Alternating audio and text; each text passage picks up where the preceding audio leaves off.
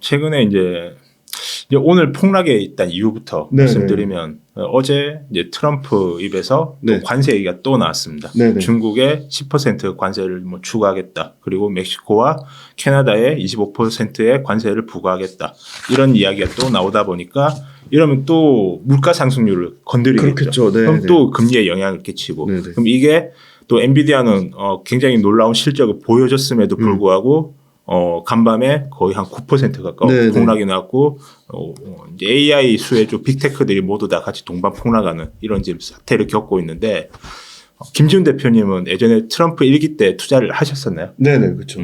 그때 굉장히 피곤하셨죠. 굉장히 힘들었죠. 저도 마찬가지였습니다. 이게 트럼프 입에서 어떤 이야기가 나올지 우리가 알 수가 없으니까. 맞아요. 예, 이건 뭐 기업 펀더멘탈과 무관하게 트럼프 입에서 무슨 이야기가 나오면 그거 관련해서 뭐 기업이 폭락하고 그렇죠. 특히 중국의 그때 관세를 우리는 이제 김준 대표님과 저 같은 저 같은 세대는 이제 글로벌 무역 환경에서 이제 우리가 열심히 하고 또 해외 나가서 해외 어학연수도 유행했었고요. 그러면서 어쨌든 우리는 세계 이 WTO 체제 안에 이제 자유무역 경제 체제에서 살았는데 이런 관세라는 거 우리는 처음 겪어봤잖아요. 네네. 예.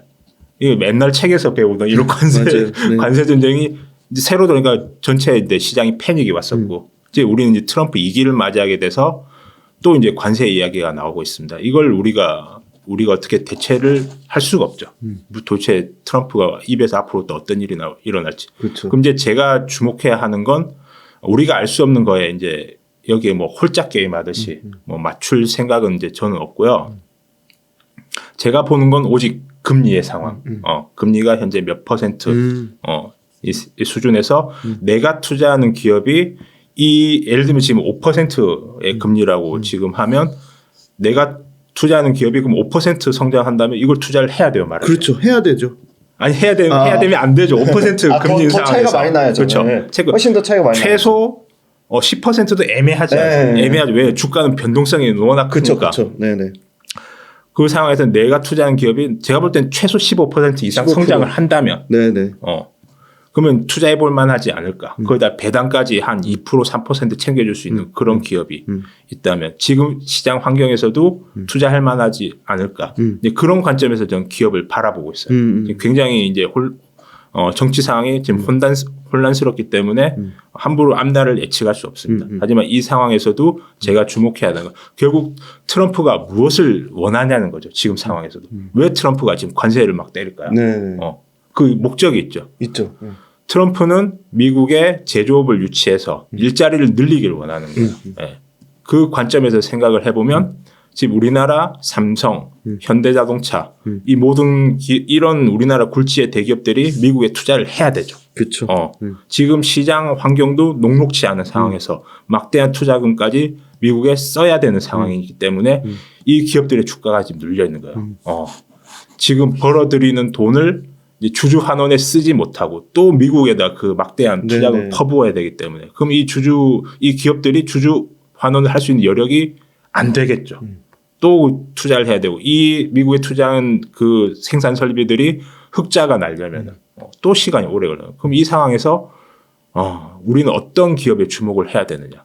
즉 미국이 필요로 하는데 미국 기업들이 대체를 할 수 없는 기술을 가진 기업.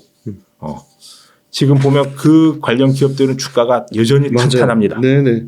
대표적인 게 방산. 그렇죠. 그리고 전력 관련된 전력기기, 변압기 그리고 제가 투자하고 있는 두산 마찬가지죠. 두산 그리고 두산 에너빌리티가 가진 원전 주기기 제조 능력. 그건 아무리 미국이 대체를 할 수 없는 그 기술들인 거죠. 즉 지금 트럼프가 원하는 건 미국이 첨단 제조업을 유치하고 또 AI 최강대국이 되길 원하는 거죠. 거기에는 반드시 필요한 그 기술. 저는 이제 두산에 투자하고 있기 때문에 거기에는 이제 엔비디아 인프라에 막대한 이제 투자금이 들어가야 되는데 엔비디아 칩이 거기 많이 들어가고 그렇게 되면 두산전자가 제조하는 이제 AI 칩에 들어간 핵심 소재인 CCL 동박 적층판이 반드시 많이 필요로 하게 된다. 이걸 미국 기업이 대체를 할 수 있냐? 그렇지 않다는 거죠. 그렇기 때문에 지금 두산은 역사적 신고가를 다시 갱신을 했고 두산 에너빌리티도 마찬가지죠. 두산 에너빌티가 만드는 이 원전 주기기, 원자로 그리고 핵심 제조 능력은 미국 기업이 대체할 수 없습니다. 그렇기 때문에 이 기업들에 계속 투자를 해야 되고 설사 이제 미국이 이 기업들의 이 두산 에너빌리티 그리고 이 기업들이 제조하는 이 품목에 관세를 때린다고 한들 결국 관세는 누가 지불하는 거죠? 사가는 사람이 지불하는 그렇죠. 거잖아요. 그러면 얘네들이 이게 급하면 대체가 안 되는데 그러면 관세를 지불해서 사가야겠죠. 네네. 그건 이제 즉 제가 말씀드리고 싶은 건 미국이 대체할 수 없는 그런 핵심 기술 보유한 기업에 집중하자. 저는 이렇게 말씀드리고 싶습니다.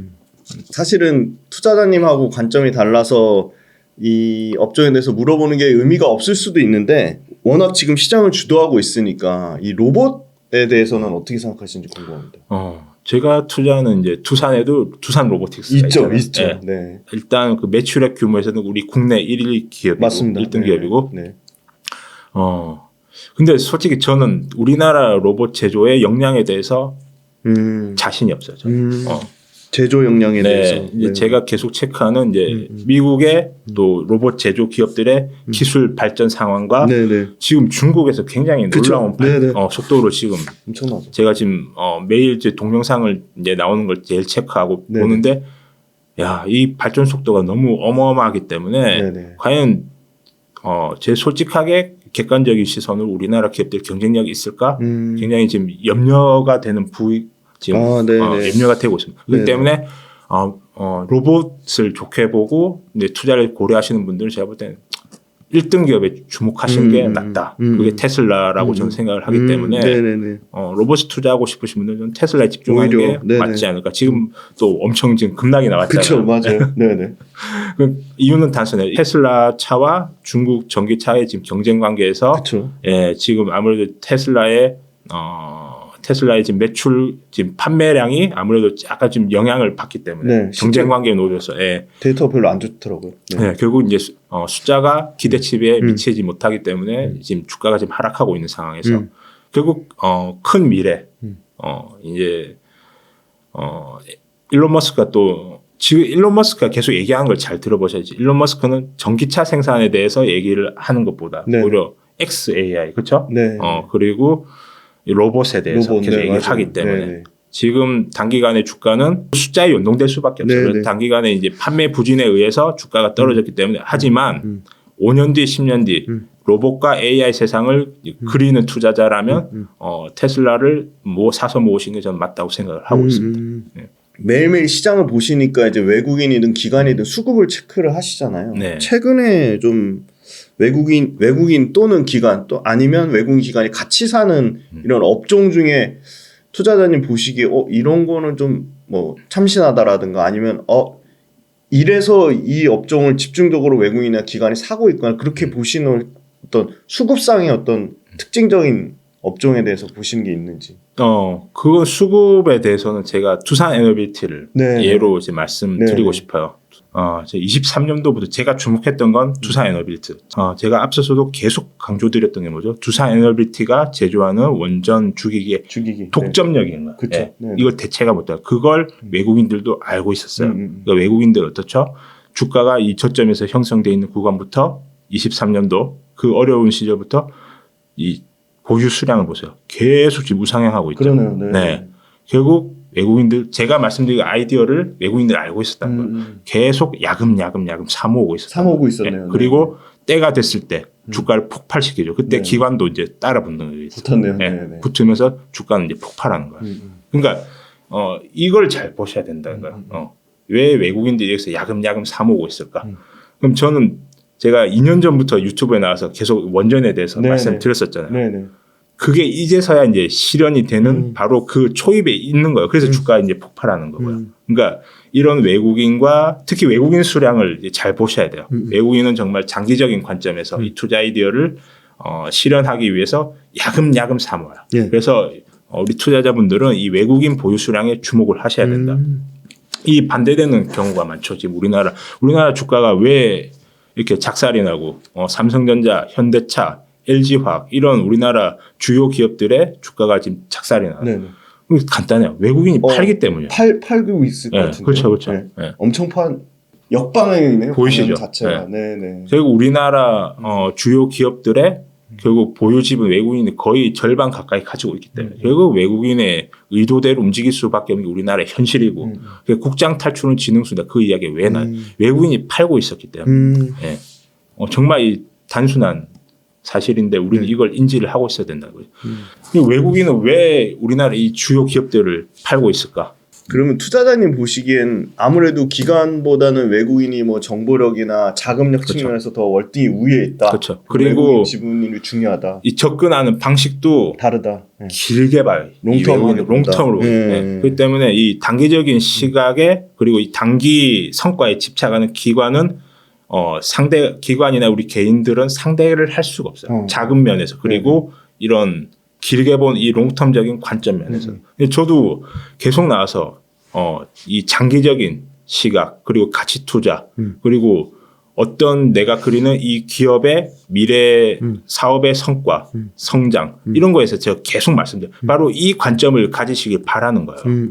이걸 모르고 단지 뭐 차트나 수급이나 이런 걸 쫓아다니면 결국 이 큰 이 대세상승의 구간에서 난 손가락만 빨 수밖에 없다는 거예요. 결국 저는 이 관점을 가지시길 바라는 거예요. 그 투자자님 보시기에 어느 정도 규모, 그러니까 뭐 예를 들어 지분율로 치면 어느 정도 외국인이 보유하고 있으면 그게 좀 의미 있는 수치라고 보세요? 그건 뭐 딱 종목마다 다르겠지만 크게 의미는 왜냐하면 우리나라 IMF 시절을 겪으면서 우리나라 주요 기업들의 이제 큰 지분들이 외국인들한테 많이 넘어갔어요. 헐값에. 그렇기 때문에 지금 뭐 LG화학이나 삼성전자도 마찬가지죠. 삼성전자도 보시면 정확하죠. 외국인이 파니까 그냥 주가가 그냥 박살이 나죠. 근데 이 외국인들 똑같이 박살이 나요. 근데 이 외국인들 자금은 과연 언제 들어왔을 것인가? IMF 때 이 삼성전자가 뭐 한 몇천 원 할 때 그때 싹쓸이했던 물량들도 여기 많이 들어가 있어요. 그러니까 얘네들은 지금 판다고 해도 상당한 수익을 나고 그러네요. 이미 그렇기 때문에 저는 이제 그런 과거 물량까지 다 따지면 보유 지분량만으로 평가하기는 좀 어렵고 단지 제가 이제 두산에너비티를 보여드렸었잖아요. 보세요. 두산에너비티도 외국인 물량이 거의 없었어요. 거의 없었는데 제가 말씀드렸던 원전의 성장, 그 성장의 가치를 보고 외국인들도 이제서야 들어오기 시작했던 거예요. 외국인 지분이 많이 낮아 있었는데 외국인 지분이 꾸준히 높아지는 게 보이시죠? 그러니까 투자자분들이 정말 1년에서 한 2년 단위 이때 외국인의 보유 수량이 어떤 변화가 있는 것인가 그걸 관찰하시면서 추적하시면 좋을 것 같습니다. 굉장히 중요한 꿀팁을 주셨습니다. 반대로 마침 또 현대차를 언급을 하셔가지고 이 트럼프 관세 얘기 나오면서 피해보는 업종으로 대표적으로 이제 자동차가 얘기가 나오고 있고 왜냐면 뭐 현대기아차도 제가 알기로는 국내에서 해외 미국에 공장 지어놓은 걸로는 뭐 전기차가 됐든 내연기관차가 됐든 그걸 다 커버를 못 칠 수 있는 캐파고 그래서 현대기아차도 피해 업종으로 얘기가 나오고 철강 업종도 사실은 피해 업종으로 얘기가 나오잖아요. 그러니까 투자자님 보시기에 이런 업종 이미 뭐 보유하고 계신 분들한테도 전략적으로 어떤 변화가 필요할 것으로 보이고 그러니까 트럼프의 어떻게 보면 관세 정책에 때려 맞는 좀 조심해야 될 업종에 대해서 좀 얘기를 해주신다면. 저는 이제 우리나라 산업을 그려봤을 때 두 가지가 가장 큰 염려가 있습니다. 두 가지의 염려. 가장 큰 첫 번째 이유는 중국과의 경쟁. 그리고 이제 두 번째는 이제 트럼프 관세는 제가 볼 때는 물론 이제 주가에 영향이 끼치고 물론 기업에 실제 영향을 끼치지만 제가 볼 때는 중국의 영향이 훨씬 크다. 중국과의 경쟁 관계에 놓인 영향이. 지금 최근에 보면 이제 현대차도 우리나라에 BYD 자동차가 이제 들어오기 시작했잖아요. 너무 싸죠, 그죠? 지금 김준 대표님께서 이제 방송 영상을 저도 봤는데 저는 그 의도가 있다고 생각해요. BYD가 과연 우리나라 현대차와 경쟁해서 과연 승리해서 우리나라 시장을 잠식할 수 있을까? 거기에 대해서는 좀 회의적이죠. 맞아요. 아무래도 품질 이 가격에 과연 뭐 누가 BYD 타겠냐. 근데 저는 제가 본 관점은 달라요. 다르시구나. BYD가 과연 우리나라에 돈을 벌러 왔을까요? 전 돈 벌러 온 게 아니라 생각해요. 1차적인 목적은 현대차의 발목을 잡는 거예요. 일단 BYD가 진출을 함으로써 현대기아차의 위협이 되죠. 그거 관련해서 현대기아차 경쟁 모델의 할인을 시작했습니다. 맞아요. 네, 밀리지 않기 위해서. 자, 이제 BYD가 노리는 건 현대기아차가 이제 어쨌든 앞서 있는 선두 기업이잖아요. 그렇죠.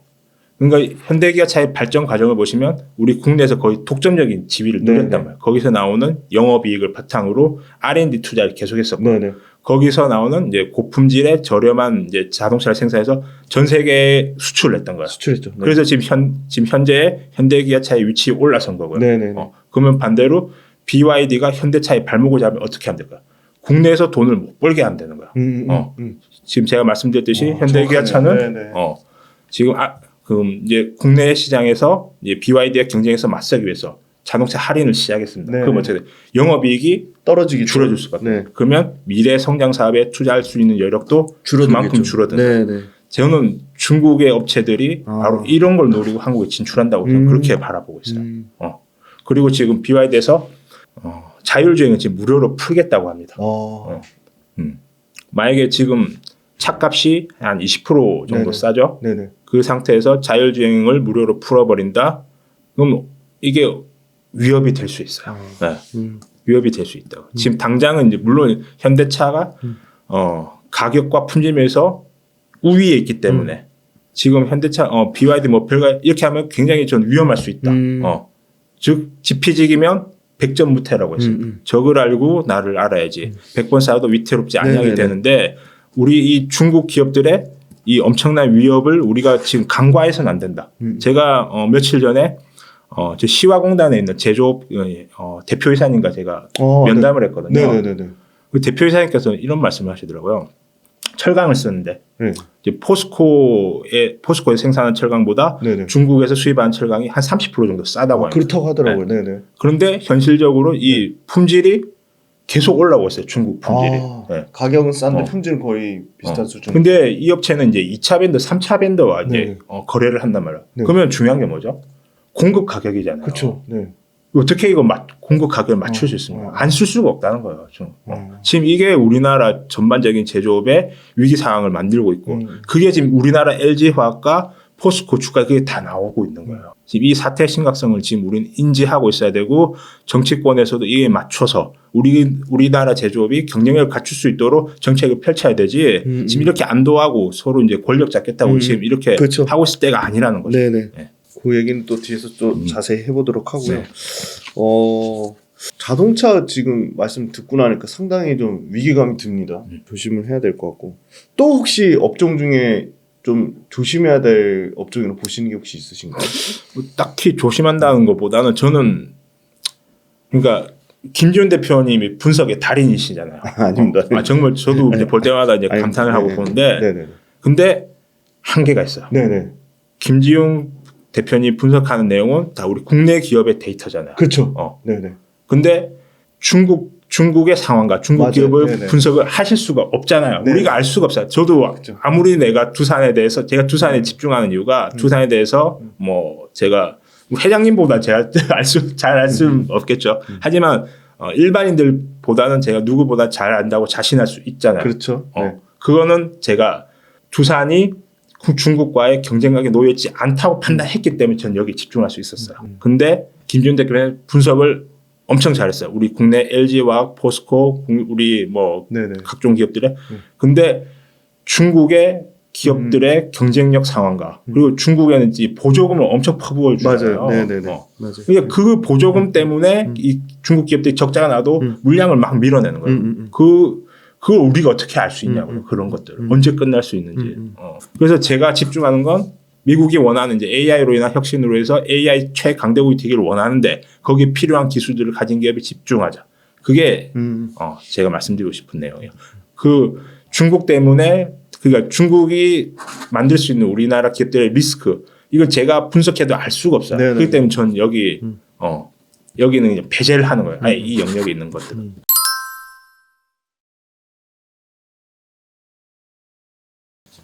워낙 두산에 집중 투자하시는 걸로 유명하고 사실 두산으로 상당히 큰 그 자산을 축적하셨는데 뭐 일단 질문이 좀 이상하긴 한데 여전히 두산에 집중 투자하시는지 궁금하고 두산에 집중 투자하시는 이유가 뭐 예를 들어 자회사 두산전자도 얘기해 주셨지만 가장 근본적인 뭐 핵심 이유 뭐 세 가지 이렇게 말씀해 주신다면 제가 김지훈 대표님과 처음 만났을 때가 생각이 나더라고요. 아, 네네. 좀 됐죠 그래도. 작년 이제 8월이었어요. 네네. 그때 엔켈이 그때 폭락 사태로 네네, 삼성전자, 네. 하이닉스가 동반 10% 네네. 폭락하고 네네. 제가 투자하고 있던 두산도 그때 주가가 12만 원까지 빠졌어요. 네, 맞아요. 지금 현재 이제 지금 오늘도 이제 두산도 엔비디아 영향을 받아서 지금 32만 원까지 폭락을 했네요. 폭락했는데 32만 원. 근데 당시에 우리가 12만 원이었던 네. 걸 생각을 해보면 그래도 한 2배, 넘게 한 올랐죠. 2.5배네요. 정도 올랐. 근데 제가 집중 투자하고 있으면서 지금도 집중 투자를 이어가고 있고요. 그래서 이제 제가 보여드릴게요. 제 계좌. 네. 두산 우선주의 거의 한 85%네요. 네, 그렇죠. 우선주가 이제 거의 다 대부분을 차지하고 있고요. 85%. 네. 두산 본주에서 이제 번 돈으로 우선주로 옮긴 거죠. 이제 배당만으로 저는 이제 쓰고도 이제 남는 그 정도가 됐기 때문에 편한 마음으로 주가가 막 폭락하든 뭐 그쵸. 오늘 뭐 한 10% 빠지기 때문에 의미가 없죠. 아니 자산 규모는 다른 유튜브 보시면 나와요 얼마인지. 이제 기업이 이제 벌어들이는 돈에 문제가 없으면 이 기업은 벌어들인 돈으로 배당을 주잖아요. 네네. 그럼 주가는 오늘 뭐 한 10% 빠지고 내일 뭐 한 5% 오를 수도 있어요. 이건 주가의 움직임은 인간의 그냥 심리일 뿐이야. 저는 엔비디아 봐도 웃긴 거예요. 이게 엔비디아가 지금 작년 대비 거의 70% 이상 이익이 성장했다는 거예요. 실적이 엄청 잘 나왔어요. 그냥 뭐 그렇죠? 미친 제조업에서 이런 생각할 수도 없는 거예요. 뭐 꿈의 이익률이잖아요. 그럼에도 불구하고 이제 엔비디아는 폭락을 하잖아요. 뭐가 바뀐 거예요, 도대체? 그걸 바라보는 사람의 심리와 밸류에이션만 그냥 바뀌는 거예요. 밸류에이션 자체가 그냥 인간의 심리일 뿐이야. 멀티플 한 50을 줬다가 40을 줬다가 그 영향을 끼치는 게 이제 금리이고. 그래서 저는 금리만 봅니다, 매크로는. 그리고 나머지는 그냥 인간의 심리일 뿐이야. 그리고 제가 그때 작년 8월에 나와서 이 말씀을 드렸었어요. 그때 폭락하면서 저도 그날 인터뷰하기 사실 싫더라고요. 힘들잖아요, 저도. 그렇죠. 그때 워낙 뭐 제가 이 말씀 한 달 만에 제가 20억이 날라갔다고 말씀드렸어요. 맞아요. 20억 맞아요. 고통스럽잖아요, 저도. 나와서 근데 이 대중 앞에 서서 이야기를 하는데 여기서 더 빠지면 또 조롱받을 거고 뭐 별의별 생각이 들지 않습니까? 그럴 수 있죠. 그때도 제가 그때 이 얘기를 드렸어요. 지금 정말 중요한 타임이다. 이때 도망가는 사람과 이 끝까지 내가 믿는 투자의 원칙, 신념을 지킨 사람 결과가 어마어마하게 벌어질 것이다. 그리고 지금 그때 이후로 지금 6개월이 흘렀습니다. 제 자산은 어마어마하게 벌어. 거의 뭐 슈퍼개미. 그렇죠. 슈퍼개미 되셨죠. 제가 이걸 알았을까요? 과연 그때 두산 주가가 역사적 신고가 12만 원에서 불과 6개월 만에 38만 원까지 역사적 신고가를 간다. 제가 이걸 알았을까요? 저도 몰랐어요. 안다는 건 거짓말이죠. 근데 제가 계속 말씀드렸죠. 이 기업이 성장한다. 왜 성장하는가? 그거에 대해서 제 투자 아이디어와 제 신념과 지금 비록 두산은 12만 원 반토막 작살이 났지만 이 기업이 벌어들인 돈에는 아무 문제가 없다. 그리고 24년 하반기로 갈수록 블랙웰에 납품되는 두산의 CCL 출하가 본격화된다. 나는 그걸 믿는다. 이 기업이 벌어들인 이상이 없다. 그러면 주가는 반드시 회복할 것이다. 지금 불과 6개월 만에 저는 슈퍼개미가 되었습니다. 저는 이걸 말씀드리고 싶어요. 두산이 사실은 자회사들이 여러 가지가 있잖아요. 심지어 이제 요새 핫한 두산 로보틱스도 있고 사실 돈 제일 잘 버는 거는 두산 밥캣 뭐 이걸 뭐 밑에 뗐다 붙였다 하려고 말들은 많았지만 그리고 뭐 역시나 압도적으로 원전에 두산 에너빌리티가 있는데 투자자님은 굳이 이제 소위 말하는 그 NAV라고 하죠. 순자산 같이 할인받는 지주사에 투자하신 이유도 궁금하고 두산전자 뭐 PPT도 준비하신 걸로 아는데 두산전자의 그 소위 말하는 동박적층판이 어떤 두산 에너빌리티의 원전 주기기처럼 독점력의 지위를 갖고 있다고 보시는 건가요? 저는 먼저 이제 두산 그러니까 말씀하신 대로 왜 제가 그 이야기를 질문을 정말 많이 들을까요? 왜 지주사에 투자하냐고. 그죠. 네네. 그러니까 왜냐면 안 오르거든요 지주사가 너무 무겁거든요 주가가. 그러니까 제가 두산으로 성공하셨던 이유 첫 번째 고정관념. 고정관념. 지주사는 안 된다. 그 고정관념 안에 이 수많은 알짜 자체 사업을 가진 지주사가 저평가되고 있었던 거예요. 특히 두산 같은 경우에는 두산전자라는 정말 알짜 사업이었거든요. 그러니까 IT 경기가 좀 호황기일 때는 매출 1조에 영업이익 1,000억을 벌어들이는 알짜 기업이 계속 이 기업 안에 이 두산전자는 1970년대부터 존재했습니다. 이 알짜 기업이 이 주 두산 안에 그냥 숨어 있었던 거예요. 네네. 근데 지난 10여 년간 이제 두산 에너빌리티의 탈원전 기간이 그 고난의 시간이 계속됐죠. 그러니까 두산이 계속 부실화되고 뭐 두산 건설 문제부터 시작해서 두산 파켓에 어떤 그런 이자 지급할 수 있는 그런 능력에 의심받 계속 두산의 부실화에 대해서 지난 10여 년간 계속 두산은 계속 흘러내죠. 주가 차트가. 한번 차트 한번 다시 보실까요? 두산 차트죠. 월봉으로 볼게요. 월봉을 보시면 지금 비록 이렇게 올랐지만 이걸 보세요. 이게 정말 오랜 기간 동안 이때 옆으로 기었네요. 자, 진짜. 2007년 말에 이 기업이 22만 원까지 그렇죠? 22만 원까지 갔다가 무려 대세 상승을 시작한 23년까지 무려 거의 한 15년의 기간 동안 계속 옆으로 흐르면서 옆으로 계속 흘렀네. 15년이네. 15년. 그러니까 이 15년의 기간 동안 계속 우하향하면서 옆으로 빠지고 있으면 이 기업에 대한 주목하는 사람은 아무도 없었던 거예요. 없죠. 없는 거예요, 그냥. 아예 관심이 없는 거예요. 그러니까 이 기업이 쓰레기 취급을 받고 있었던 거예요. 그렇겠네. 그러니까 저는 이 쓰레기 더미 안에서 진주를 캐낸 거죠. 두산전자라는 이 알짜 사업이 이 안에 있는데 아무도 사람들이 그 가치에 대해서 알아본 사람이 없었던 거예요. 그게 제가 투자한 시점이 2021년도였어요. 2021년도에 이 크게 상승하기 바로 이때였어요. 이 4만 원에서 5만 원 사이 왔다 갔다 하는 이 구간에서 저는 제가 가진 전 재산 당시에 2억이었어요. 2억을 여기에 몰빵을 했습니다. 그리고 이제 근데 저점 잡기의 달인이시네요. 네. 마침 거의 최저점에 사셨네요. 그래도 우리가 21년도를 한번 회상을 해볼게요. 그때 당시 코로나 때잖아요. 코로나 때고 이제 제로 금리에 전 세계 유동성 폭탄이 이제 일어나면서 모든 자산이 막 미친 듯이 올라갔었잖아요.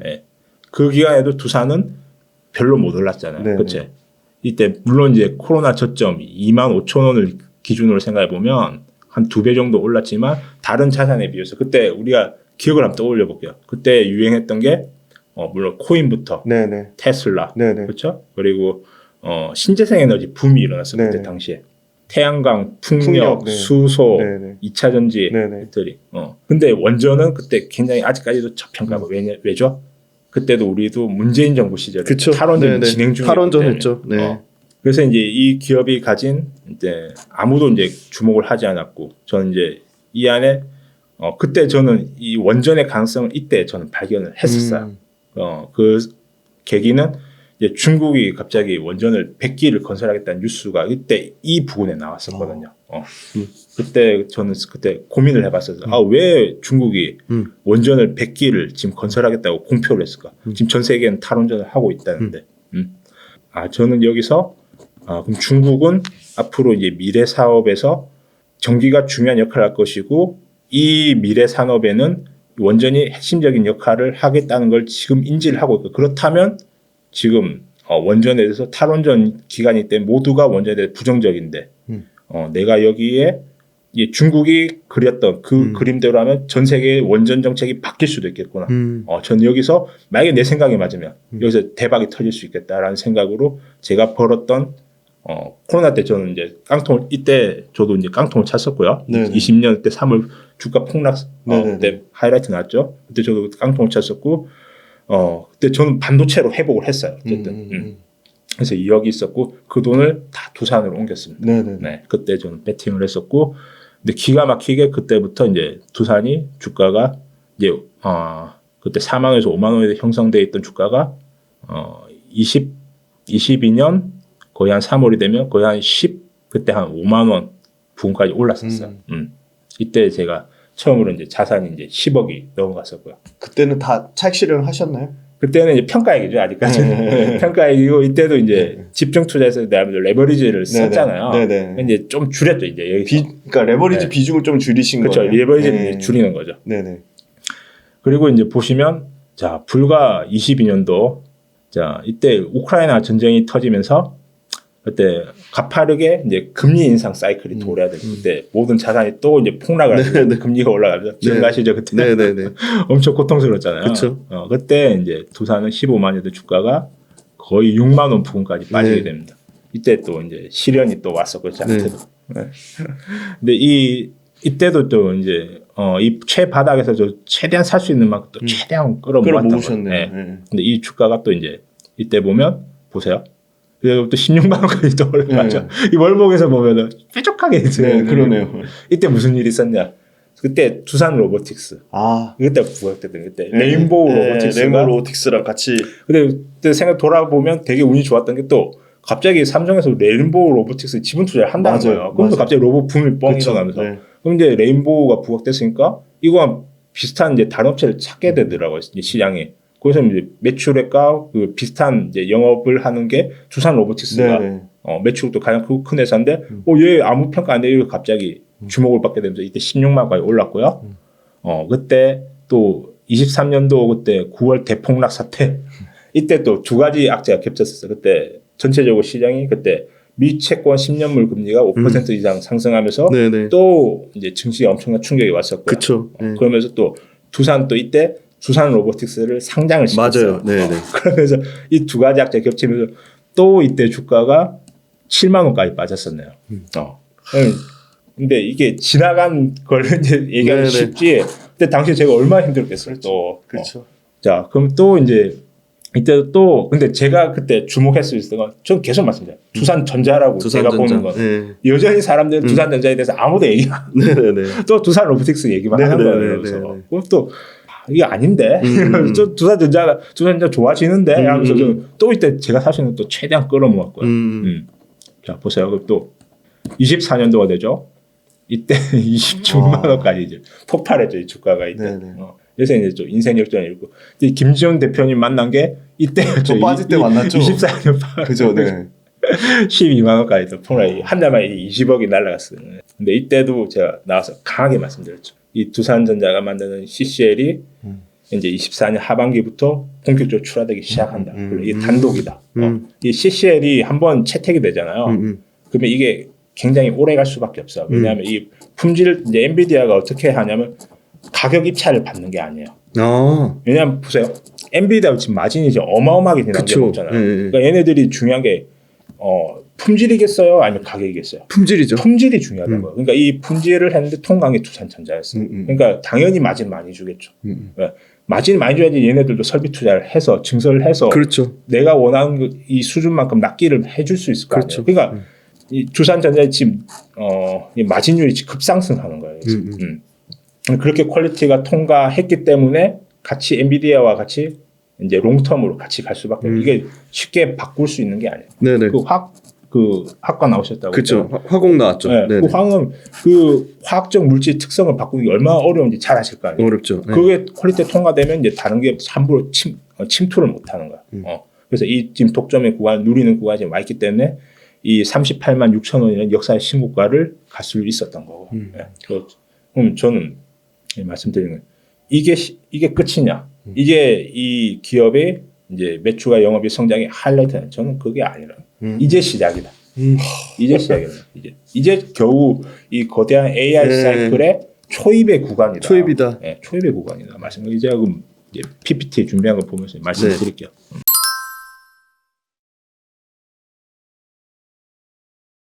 이제 DS 투자증권 자료를 제가 가지고 왔어요. 원래 이제 두산전자는 매출 이제 단위가 이제 10억 원 단위예요. 그러니까 이제 평소에 이제 IT 업황이 괜찮으면 매출 1조에 영업이익이 한 1,000억. 그러니까 마진율 한 10% 그 정도 되는 이제 사업을 비즈니스. 근데 이게 지금 엔비디아, 블랙웰의 단독 납품이 되면서 매출액도 급상승하고 마진마저도 지금 10% 벌던 게 15% 이상. 최소 15% 이상이에요. 제가 파악한 바로는. 그러다 보니까 이 보시면 이 하이엔드 비중이 굉장히 높아요. 고품질의 네네. CCL 동박적층판이 들어가기 시작했다는 거예요. 그 배경은 뭘까요? 보면 이 기판의 크기를 우리가 한번 주목을 해보자고요. 이게 블랙엘이 처음 났을 때요. 이 젠슨왕의 이 왼손에 든 걸 보면 호퍼. 네네, 호퍼와 오른손에 블랙웰 칩. 네네. 이 기판의 크기 차이 보이시나요? 네네. 최소 3배 이상 기판이 늘어나죠. 네네. 최근에 이제 젠슨왕이 이제 퍼포먼스를 보여주죠. 방패. 저 이걸 보는 순간 이 생각이에요. 와, 기판이 어마무지하게 커지는 거야. 두산전자가 생산한 CCL이 도대체 얼마나 많이 늘어날까? 그 생각이 들더라고요. 이제 겨우 블랙엘 이게 들어가고 있는 거야. 앞으로 최신형 그레이스 블랙엘 NVLink 72 이 칩이 이제 데이터 센터에 깔리는 순간 도대체 이 실적을 얼마만큼 늘어날 수 있을까? 저는 그 생각하고 있습니다. 그럼 이제 또 블랙엘 이 데이터 센터에 들어가는 이제 엔비디아 가속기의 수명은 얼마나 될까요?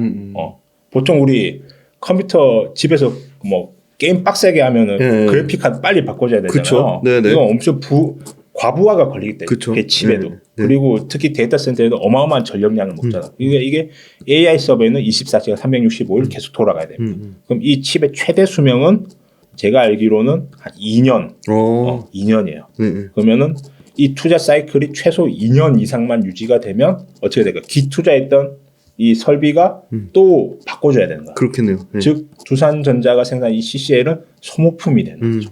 그런데 지금 전 세계 지금 투자 사이클이 이제 시작이라. 이제 시작이라. 보시죠. 자 이제 그러면 이제 이것만 판단하면 되는 거야. 앞으로 지금 김윤 대표님 지금 그 AI 투자 사이클 앞으로 몇 년 지속될까? 혹시 생각해 본 적 있으신가요? AI 투자 사이클요? 네. 사이클 알 수 없죠. 알 수 없죠. 근데 최소 이제 엔비디아에서 젠슨왕이 얘기한 거 보면은 이분은 지금 줄 서 있다 지금. 우리 블랙에 가져와 줄 서 있다는 그 얘기예요. 최소 1년치 이상. 그럼 저 미국 빅테크의 지금 투자 규모를 한번 볼게요. 지금 아마존, 마이크로소프트, 알파벳, 메타 모두 지금 투자 규모가 작년 대비 어떻죠? 늘어났죠. 최소 30%라는 거야. 메타는 지금 거의 2배 가까이 늘리겠네. 여기에 지금 테슬라가 좀 빠져 있죠. 테슬라는 이거 공개하지 않습니다. 얼마 투자하는지. 그럼 미국이 이 정도인데 지금 중국에서는 지금 뭐라고 하느냐? 중국 6년간 AI 2천조 원 투자하겠다. 지금 최근에 트럼프가 이제 강력하게 내세우는 그 정책의 이름이 뭐죠? 스타게이트 하면서 우리가 700조 투자할 거야. 맞아요. 700조. 700조 투자할 거야. 딱 손정희 그렇죠? 그리고 쌤 할 때만 딱 내세우면 700조 투자할 거야. 중국이 이걸 받고 3배 더 2천조네요. 와. 이게 지금 상상이 되나요? 이 어마어마한 이 규모가. 거기다가 지금 일본도 유럽도 거기다가 사우디아라비아, 아랍에미리트 지금 우리나라도 부랴부랴 AI 인프라스트럭처 예산을 편성해서 투자를 하겠다고 해요. 이렇게 할 수밖에 없는 이유가 있어요. 근데 제가 볼 때는 지금 이게 완전 AI 전쟁이에요. 이게 여기서 AI 혁신 국가, 최선두 국가가 되는 국가는 1등 국가가 되고요. 여기서 경쟁에서 밀리는 순간 3류 국가로 전락하게 됩니다. 그렇겠죠. 예. 그러니까 이거는 전쟁이라는 거예요. 전쟁을 하는데 내 목숨이 왔다 갔다 돈을 아끼실 거예요? 돈 아끼면 안 돼요. 우리나라가 임진왜란 때 왜 초반에 일본한테 작살이 났죠? 무기의 차이가 있어요. 일본군은 최신식 조총을 가지고 우리나라에 쳐들어왔잖아요. 우리나라는 활로 대응을 했죠. 결과는 참담하게 패배를 당할 수밖에 없어요. 지금 똑같은 상황이라는 거죠. 내가 이게 죽느냐 사냐의 문제다 했는데 돈을 아끼겠습니까? 퍼부어요 지금. 무조건 지금 최신식 무기를 지금 확보를 해야 되는 상황이에요. 그런 상황인 겁니다. 이걸 보고 이 최신식 무기를 운영을 하는 데 있어서 두산이 핵심적인 기술 2개를 가지고 있죠. 그게 두산전자가 생산하는 CCL 동박적층판이 될 거고요. 그 막대한 AI 가속기를 써서 데이터 센터를 구축을 해야 되죠. 이 데이터 센터는 어마어마한 전력을 필요로 합니다. 여기서 안정적이고 무탄소이면서 기저전력을 쓸 수 있는 전력은 원전이에요. 원전. 그래서 미국의 빅테크들은 원전, 특히 SMR에 투자를 하고 있는 거예요. 거기서 이 SMR 주기기, 원전 주기기를 만들어준 독점적인 기술을 가진 기업은 두산 에너빌리티인 거예요. 그러니까 이 두산이 전 세계 최고의 AI 인프라스트럭처 기업인 거예요. 그래서 저는 그걸 믿는 거예요. 그러니까 이 사이클은 기존의 화석 연료를 대체하려면 최소 몇 년이 걸릴 거야. 알 수 없죠. 알 수 없죠.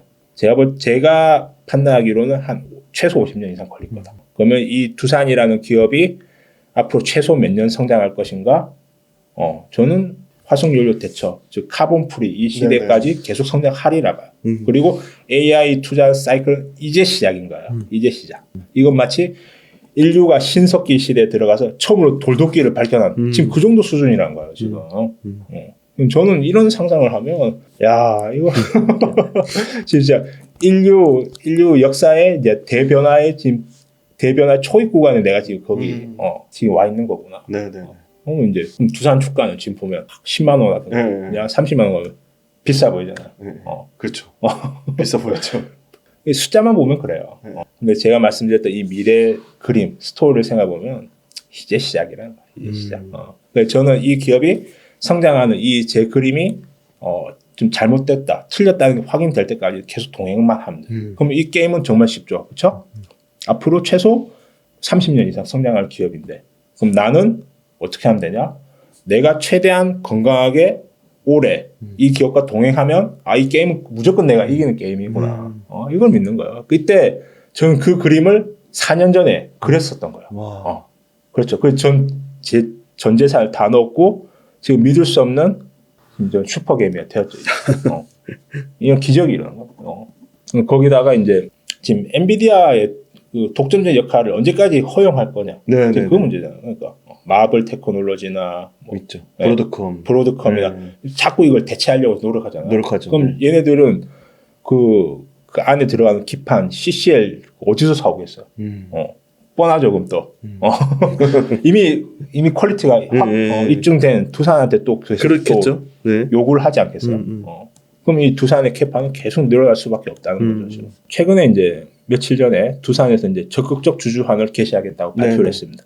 이제 두산은 아주 자사주를 많이 가지고 있어요. 18%의 자사주를 보유하고 있습니다. 이 중에서 33만 주, 약 한 시가로 따지면 한 3,600억 정도의 자사주를 27년까지 전량 소각하겠다고 했습니다. 그리고 26년부터는 배당을 확대하겠다고 발표를 했습니다. 이제 우리나라 이제 5월이면 MSCI 지수의 편입이 이제 결정이 돼요.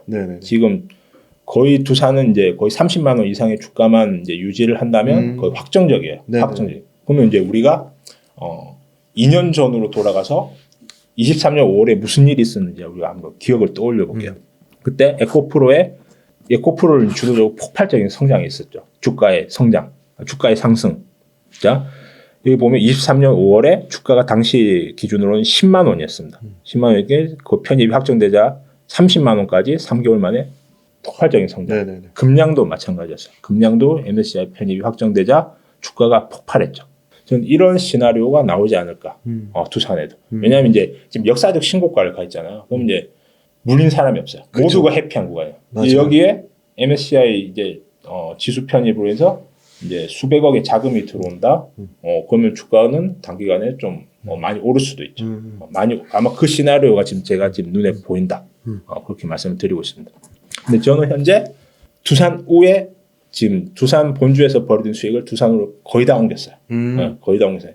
그 이유는 저는 주식을 볼 때 그 본질 가치에 주목을 하기 때문에. 이제 두산 본주 지금 폭락했는데 제가 이제 자료 샀을 때 37만 원이었습니다. 그때 이제 배당을 이제 올해 2,000원 준다고 해요. 그럼 배당 수익률이 0.54%. 두산 우선주는 16만 원인데 배당을 2,500원 줍니다. 그럼 배당 수익률이 1.28%가 나오고요. 두산 이우비는 14만 원, 배당 2,000원 받으면 수익률이 1.42% 나옵니다. 저는 자 본주와 우선주의 결정적인 차이는 뭐죠? 의결권이죠. 의결권이죠. 내가 이제 주주총회 가서 투표권을 행사할 수 있냐 없냐 이 차이거든요. 근데 우리가 주식 투자를 하는 본질적인 이유는 무엇인가? 왜 우리가 주식 투자를 해야 되죠? 답은 간단하죠. 어떤 사람이 이제 사업을 일으켜서 사업을 하는데 자본이 부족한 거예요. 그럼 내가 김준 대표님 내가 앞으로 이제 큰 대박 아이템인데 돈 좀 빌리면 내가 수익 얼마 떼줄게. 이렇게 약속을 하고 이제 투자를 받을 거 아니에요. 그렇죠. 그게 주식 투자의 본질 가치라는 거예요. 근데 우리나라는 그렇게 안 했죠. 주주 환원 안 해주고 자기 아들 물려주려고 온갖 꼼수 다 부렸죠. 맞아요. 그러니까 우리나라 주식은 주식이 아니었던 거예요. 지금까지 주식이 아니었습니다. 근데 이게 올해부터 본격적으로 변하게 된 계기가 올해부터 이제 시작을 하는 거예요. 이게. 제가 주목하는 건 이제 우리나라 기업들이 주주 환원이 드디어 이제 시작하게 돼. 그게 네네. 올해가 원전이다. 네네. 그게 이제 상법 개정이고 이제 밸류업 프로그램이에요. 그거에 맞춰서 두산도 자사주를 소각하고 이 배당을 확대하게 됩니다. 그렇게 되면 저는 올해부터 우선주가 각광을 받는 트렌드가 형성이 될 것이다. 저는 그렇게 생각하고 있습니다. 왜냐하면 이 주식 본연의 가치로 돌아가게 되는 거야. 주주 환원. 즉 내가 이 기업에 돈을 맡겼을 때 이 기업이 내가 맡긴 돈으로 열심히 돈을 벌어서 그걸 우리가 같이 나누는 거예요. 지금 이 문화가 미국엔 정착이 돼 있기 때문에 PER이 평균 20 이상이 계속 넘어가는 거예요. 그 상태로 왜? 신뢰가 있으니까. 신뢰하니까. 미국엔 신뢰가 있다. 우리나라 신뢰가 없죠. 언제든지 내 뒤통수를 후려칠 수 있다. 그러니까 다 욕하고 이제 미국 갔잖아요. 지금. 근데 그러니까 이제 우리나라도 이제 큰 문제를 이제 인식이 된 거예요. 이제 주식이 한국 주식은 주식이 아니었는데 이제 주식으로 바꾸겠습니다. 이 이야기를 하고 있는 거예요. 그럼 이제 그래서 이제 이 한국 주식에 지금 제가 볼 때는 대박 기회가 숨어 있다. 이제 전체 지수 봤을 때는 저는 쉽지는 않을 것이다. 왜냐하면 중국과의 경쟁에 노출돼 있는 우리나라 대표 기업들이 많기 때문에 실제로 이제 이 주식의 가치는 그리고 이 회사가 벌어들인 수익에 그쵸. 중요한 회사가 돈을 벌어야지 또 나눠줄 거 아니에요. 그렇죠. 결국 중요한 것은 회사가 벌어들인 수익에 주목을 하고 그리고 이제 그걸 이제 더 이상 아들한테 물려주려고 이상 꼼수 쓰는 게 아니고 주주들과 쉐어하는 문화 정착이 된다. 그럼 여기에 대박 기회가 숨어 있는 거예요. 여기서 10배, 20배, 30배 오를 기업들이 나올 거야. 저는 그걸 두산이라고 4년 전에 주목을 했던 거고요. 그래서 지금 그럼 이게 끝이 아니라고 저는 생각을 하는 거예요.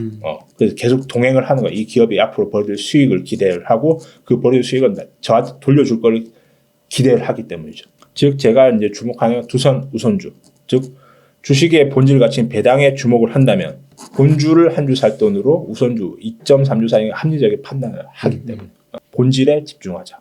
저는 이제 그렇게 생각을 하고 있습니다. 최근에 사실은 뭐 개인적으로 얘기할 때 LG화학도 얘기하신 적이 있고 뭐 두산은 워낙 이미 많은 비중을 들고 계시니까 신규로 계속 종목 발굴이나 이제 시장을 보시니까 최근에 LG화학 포함해가지고 뭐 좀 관심 있으신 기업들 아까 보니까 그 HTS의 관심 기업 목록도 있으신데 그렇게 4년 전에 두산을 발굴했듯이 LG화학 포함해서 최근에 좀 관심 갖게 된 앞으로 먼 미래를 보고 좀 이런 기업들 공부해볼 만하다 분석해볼 만하다 하시는 기업들 있으면 좀 소개 좀 부탁드려요. 그리고 LG화학 왜 관심 가지게 되셨는지도 좀 짧게 얘기해 주시면 좋을 것 같아요. 그러니까 이건 제 트레이딩 타이밍만 잡아드릴게요. 뭘 보고 그때 들어갔는지. 네. 자 이제 저점을 어떻게 잡았는지 LG화학을 아마 예를 들어서 설명해 주실 것 같아요. 네. 우리가 지난주에 이제 우리 김준 대표님 카톡을 주고받았는데 제가 그때 네네. LG화학을 샀다고 말씀드렸어요. 맞아요. 꽤 많은 수량을 샀었어요. 네네네. 거의 한 15억치 정도를. 네. 근데 바닥에서 사고 지금은 없어요. 네. 지금 이제 고점에서 다 팔아. 일종의 네. 장기 투자자신데 나름의 트레이딩을 좀 하셨네요. 단기 그러니까, 트레이딩을 하셨네요. 그러니까 제가 네. 저의 장기 투자만큼 저 트레이딩도 잘해요. 트레이딩도 생각해보세요. 제가 전문 지금 투자자시니까.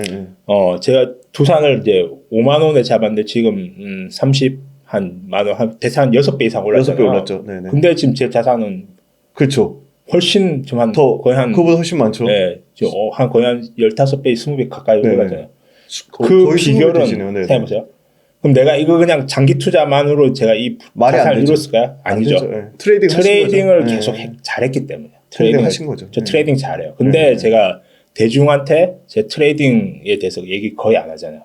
할 이유가 없죠, 사실은. 그게 아니고 이 회사의 가치를 믿는 믿음이 바탕이 돼야지 트레이딩이 잘 되는 거예요. 맞네요. 네. 회사를 보는 이 가치를 분석하는 능력이 있어야지 트레이딩은 결국 뭡니까? 심리 게임이잖아요. 결국. 네네. 이 회사 가치가 우상한다는 걸 믿고 있으면은 그러니까 여기 참여하는 사람들이 심리가 최악으로 치닫을 때 난 거기에 왕창 실으면 되고요. 사람들이 좀 탐욕을 부린다 그럼 줄이면 되는 거예요. 네네. 정말 단순해요. 이 네. 원리만 계속 반복하고. 그렇기 때문에 저는 오늘처럼 이제 기적처럼 이제 거의 슈퍼게임이 반열에 오를 수 있었고요. 네네. 자, LG화학을 제가 어떻게 잡았냐 네. 분석해 볼게요. 먼저 저는 이제 업황이 이제 항상 업종의 1등 대표주들을 계속 관찰을 해야 돼요. 네네. 자, 그렇죠. LG에너솔루션 봅시다. 자, 24년 8월 이제 31만 원의 저점이었잖아요. 네네. 그리고 좀 반등을 하고 또 흘러내렸죠. 그쵸. 여기까지. 네. 이러면서 자, 이쪽 바닥보다 이쪽 바닥이 오르면서 상승이 나왔어요.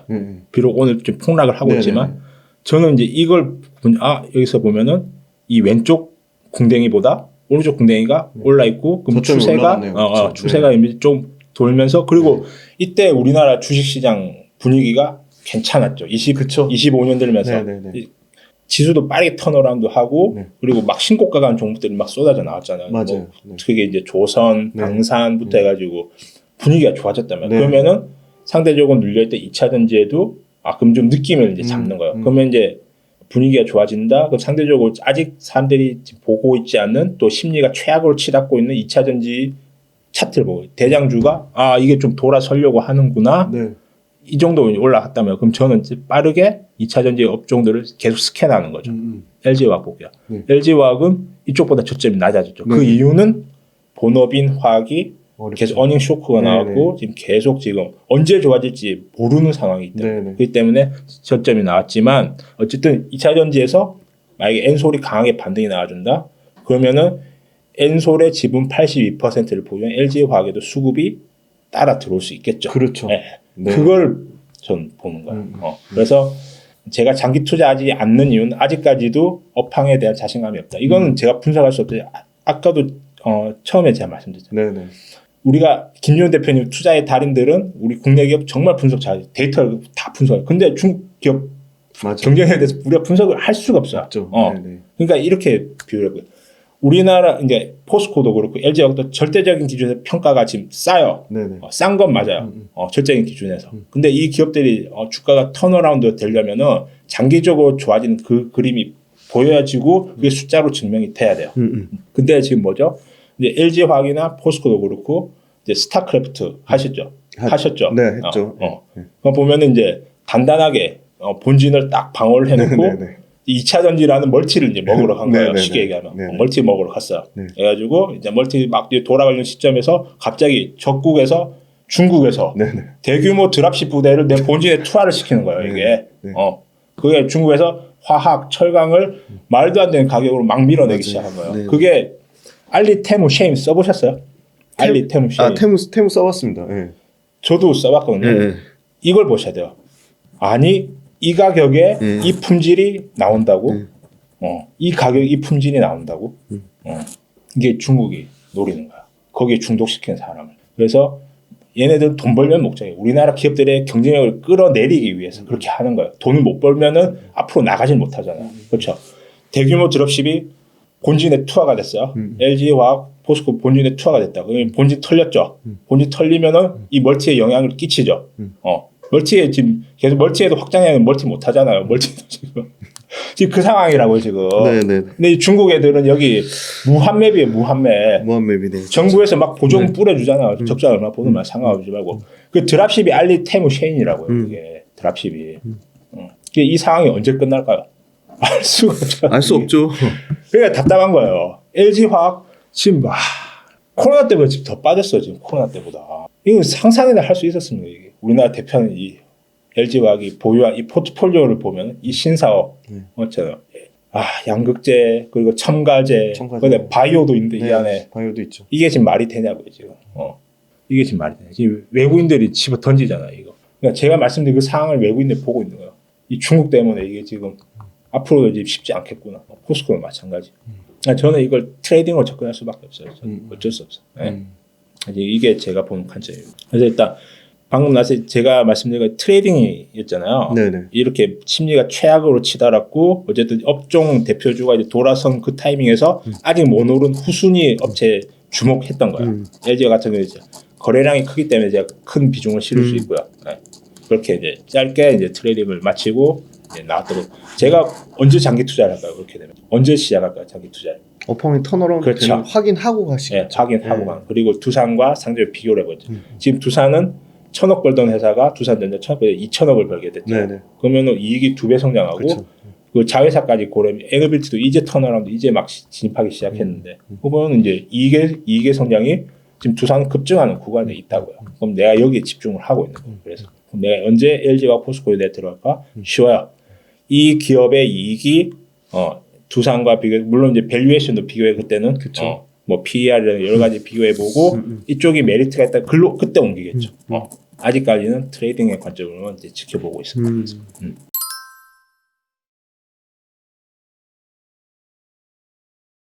그 에너지 정책에 좀 관심이 많으신 걸로 알고 있고 실질적으로 좀 이제 그 활동을 좀 하시려고 하는 걸로 알고 있는데 이렇게 에너지 정책 결국 이 에너지 정책도 중국하고 연결을 안 지을 수가 없잖아요. 사실은 저도 뭐 할 얘기는 많지만 어찌됐든 그렇다고 뭐 이렇게 얘기하면 무슨 뭐 극우냐 이렇게 얘기해서 너무 어처구니가 없는데요. 물론 일단 뭐 양쪽이 저는 둘 다 문제가 엄청 심각하게 많다고 보고 뭐 니 편 내 편 따지는 게 의미가 없다고 보지만 지금 사실은 그 민주당 쪽에서 굉장히 어떻게 보면 뒤로 퇴보하는 에너지 정책 쪽으로 가고 있잖아요. 그거에 대해서 좀 어떤 생각을 갖고 계신지 궁금해요. 먼저 저는 이제 어느 정당을 지지하지도 않습니다. 저는. 네, 저도 마찬가지입니다. 네네. 저는 절대 뭐 윤석열 정부 그리고 네. 국민의힘을 지지하는 사람이 아니고요. 근데 다만 이제 제가 이제 두산이라는 기업을 분석하면서 네네. 원전 산업에 대해서 깊숙이 이해를 하게 됐고, 그렇겠죠. 그래서 이제 데이터를 각종 수집을 하다 보니까 제가 보여지는 게 있더라고요. 네네. 분명히. 네. 이거에 대해서는 정말 에너지 정책이 중요하다는 걸 지금 모두가 인지를 하고 있잖아요. 그렇죠? AI, 특히 AI 혁신이 AI 혁신이 이제 터져 나가면서 이제 막대한 전력의 수요가 필요하게 되었다. 그래서 에너지 전략은 앞으로 에너지 정책은 이제 우리 개개인뿐만 아니라 우리 미래, 특히 우리 국가 단위로 봤을 때 10년 뒤 20년 우리나라 제조업 경쟁력을 갖춰야 되는데 에너지는 필수 불가결 가장 중요한 이제 요소로 이제 부각이 되었습니다. 지금. 거기에 대해서 제가 좀 보여지는 거를 제가 말씀드릴게요. 자, 원전에 대해서 이제 쭉 보니까 자 보세요. 이 데이터 한번 같이 보실게요. 네네. 이 하늘색은 이제 미국이에요. 미국. 하늘색은 유럽이에요. 네네. 유럽이 보시면 우리 후쿠시마 원전 사태가 본격적으로 터진 2011년이었잖아요. 네. 그 이후로 보시면은 전체적인 유럽의 원전 발전량이 축소하고 있죠. 네. 미국도 마찬가지. 미국도 이때에 비해서 지금 계속 줄어들었어요. 그렇죠? 그리고 이제 다른 국가들, 특히 이제 이런 이제 우리나라를 포함해서 뭐 대만 같은 이제 탈원전을 지금 아직도 하고 있고요. 이제 다른 국가들에서 이제 원전이 보면 다 축소되고 있어요. 근데 여기서 주목해야 될 거는 유난히 지금 확장되고 있는 국가가 있죠. 여기가 중국입니다. 중국이네요. 네. 다른 전 세계 다른 국가들은 다 원전이 지금 우하향하고 있는데 중국 혼자서만 지금 계속 원전 투자가 계속 이제 급속하게 이루어졌다는 거죠. 네. 자, 우리나라 지금 LG화학, 포스코가 주가가 이렇게 처참하고 이익이 박살이 난 이유는 수많은 요인이 있겠죠, 그렇죠? 네. 근데 이 지금 이유 중요 원인 중에 하나가 저는 에너지 정책의 실패라고 저는 생각을 하고 있어요.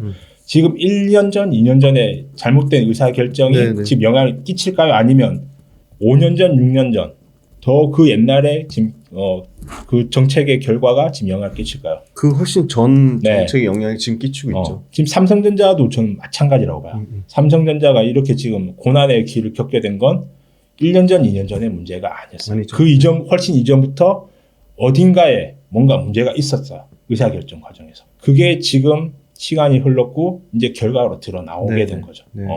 자, 저는 우리나라 제조업에 지금 힘든 상황에 놓여지게 된 것들이 지난 우리 에너지 정책에 어떤 뭔가 문제가 있었다고 저는 생각을 하고 있어요. 그 전 세계가 지금 탈원전을 진행하는 동안에도 중국은 과감하게 원전에 투자를 해서 지금 원전 발전량이 지금 계속 늘어나고 있는 상황이고요. 자, 그 배경에는 중국 제조 2025가 있습니다. 이건 메이드 인 차이나.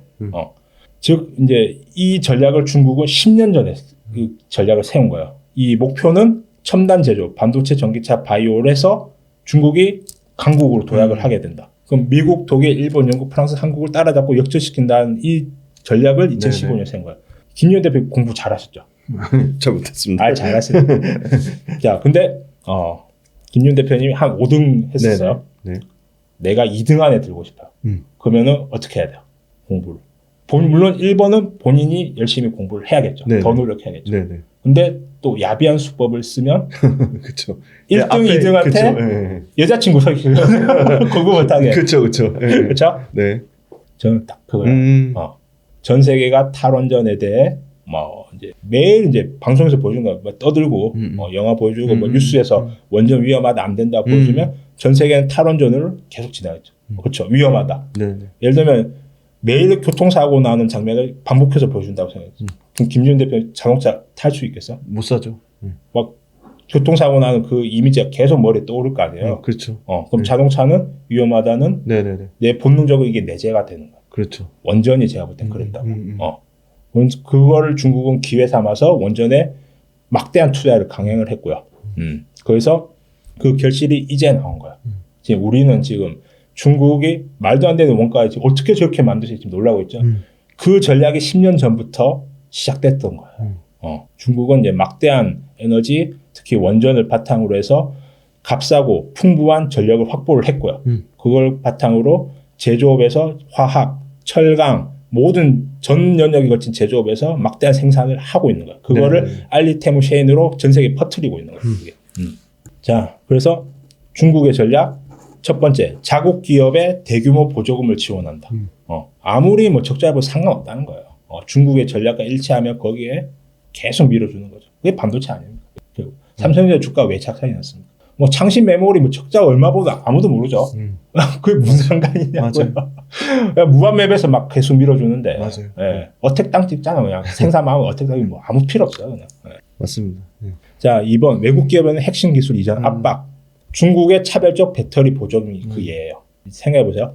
2017년, 2018년 돌아보세요. 삼성, LG, 중국의 막대한 배터리 공장 지었죠. 근데 막상 생산 단계 가니까 중국이 어떻게 했습니까? 보조금 안 줬잖아요. 안 줬죠. 그러면 이제 삼성, LG 입장에서는 중국의 거대한 내수 시장에 들어가기 위해서 막대한 투자금을 집행했고, 그리고 인력까지 키워놨는데 보조금을 안 준다? 돈은 못 벌잖아요. 그럼 이 기업이 성장을 못 하겠죠. 아니 투자를 못 하고 그 직원들 월급도 많이 못 챙겨주죠. 그렇게 되면 그럼 중국은 자국 배터리 기업에 정책적으로 이거를 지원해주고 커지면은 인력을 빼갈 거 아니에요. 여기 인력을 빼갈 거. 삼성, LG가 애써서 힘들게 키운 인력들이 거기로 넘어가서 중국 배터리 기업들의 제조 경쟁력이 강화된다고요. 그리고 적극적으로 산업 스파이를 보내서 기술을 빼오고 그리고 우리나라 지금 계속 뉴스에 나오는 게 뭐 반도체 그리고 OLED 기술을 가진 사람들이 지금 중국에 계속 넘어가잖아요. 저는 그래서 이제 독일 싱크테크 메릭스 보고서에서는 중국 제조 2025 전략에 성공하면 피해 국가 1순위로 한국을 꼽았다.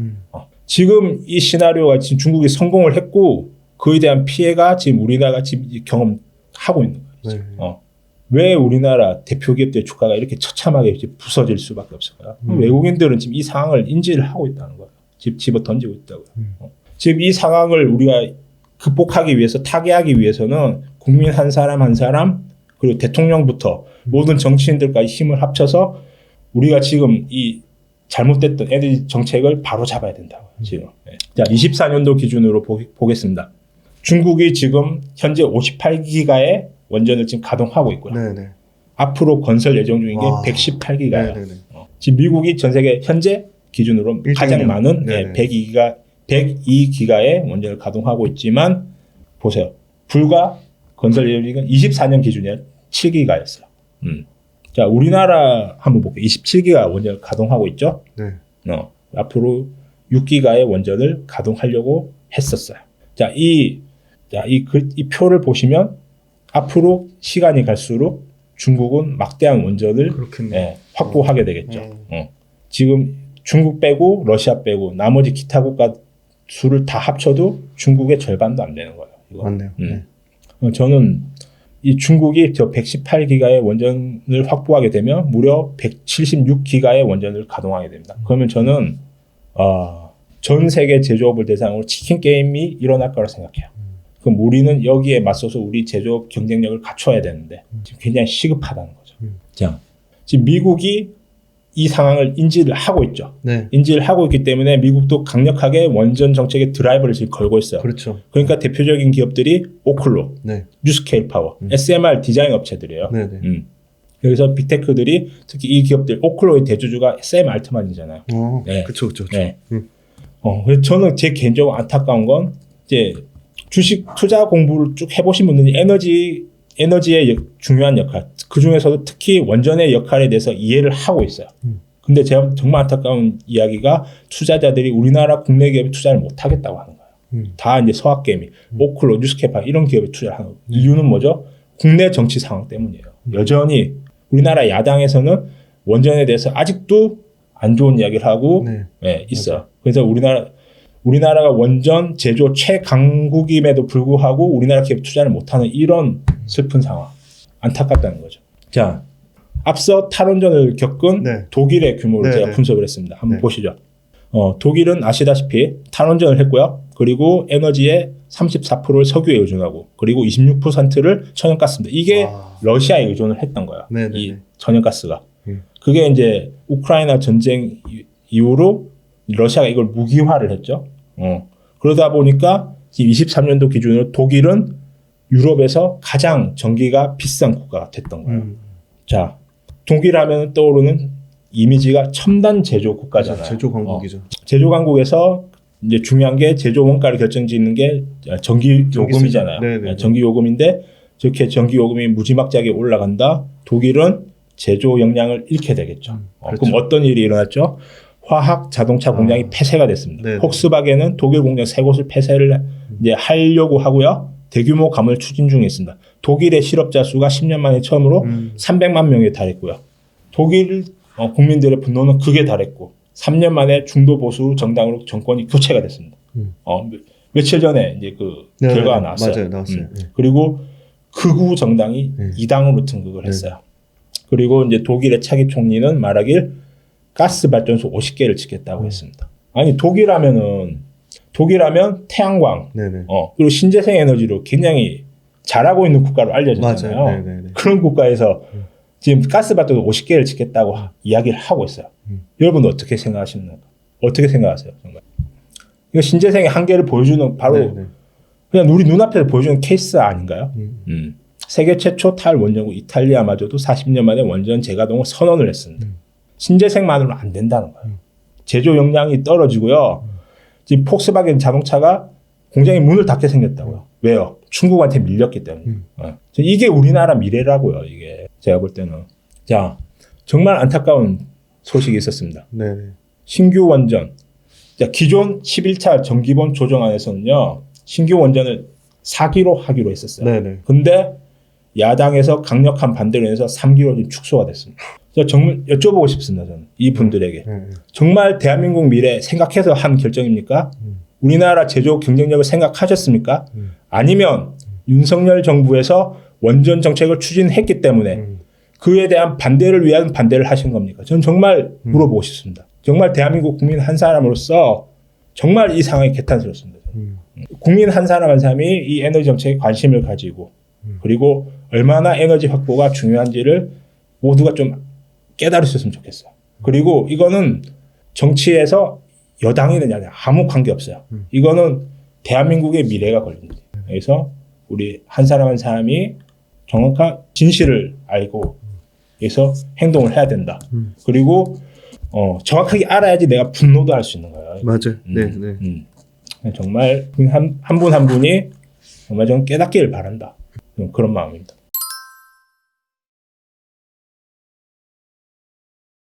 지금 그 투자 관련돼서 여러 가지 아이디어 측면, 전략적인 측면 말씀해 주셨는데 사실 개인 투자자들이 궁금한 거는 한정된 어떤 자금 안에서 수익률을 좀 극대화해서 종목별로 또는 업종별로 포트폴리오 분산도 하고 이런 뭐 목표 수익률, 보유 기간, 워낙 이제 금액 사이즈가 커졌으니까 또 소액으로 투자하신 분이랑 또 다를 수 있어요. 다를 수 있는데 그럼에도 불구하고 뭐 종목별, 업종별, 뭐 포트폴리오, 소위 말하는 뭐 목표 수익률 뭐 손절 이런 그 매매 관련돼서도 궁금하신 분들이 많거든요. 주식 투자해야 되는 건 알겠고 개별 기업 분석해야 되는 거 알겠고 공부해야 되는데 그러면 매매는 어떻게 해야 돼? 이런 질문도 받으실 것 같아요.